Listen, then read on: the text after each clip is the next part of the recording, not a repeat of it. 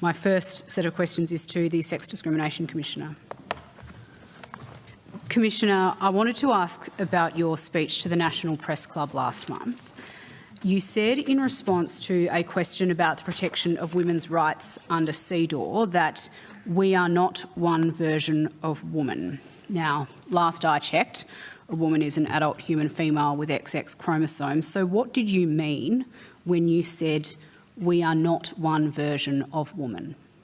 That there is a great diversity in who we are as women, so that includes culturally, racially marginalised women, First Nations women, women with disability, lesbians, trans women, non-binary.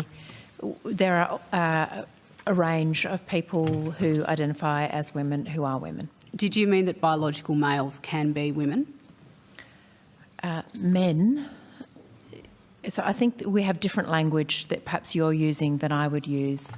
So I don't understand the term biological men. Right. This might be a short tranche of questions then. Commissioner, does the Sex Discrimination Act protect the rights of women based on their sex? Yes, it does. How? So the Sex Discrimination Act makes it unlawful to treat someone less favourably on the basis of their sex. So, for example, not giving someone a job because they are a woman, or not giving them a promotion because they are a woman, then that would be against the law under the Sex Discrimination Act. And just so I'm abundantly clear, you're saying that the Sex Discrimination Act does protect the rights of biological females based on their sex? So again, I'll change the language. It protects women from discrimination. But it doesn't protect biological females, is it what you're saying? It does not use the language of biological female. It uses man and woman. That's convenient. Commissioner, does the Sex Discrimination Act protect the provision of women's single-sex spaces and services? Let me rephrase that question, given what you've just said. Does the Sex Discrimination Act protect the provision of female single-sex spaces and services? So it is, under the Sex Discrimination Act, there can be special measures if they are to achieve equality, substantive equality.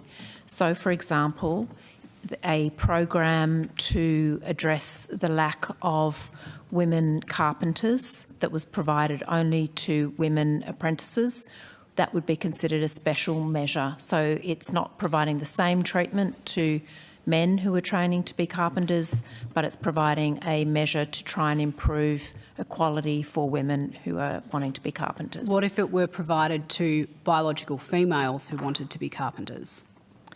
So it doesn't, the Sex Discrimination Act doesn't use that language. It uses the language of man and woman. No wonder Australian women are disappointed. Commissioner, you'd be familiar with the Victorian case of a male pedophile being housed in a women's prison. It's been in the media in the last week. For the purposes of the Sex Discrimination Act, do you consider that this man, who is a child sex offender, is a woman? The Sex Discrimination Act includes trans women within it. So the person who I believe you're referring to is a trans woman. Right. That was very revealing.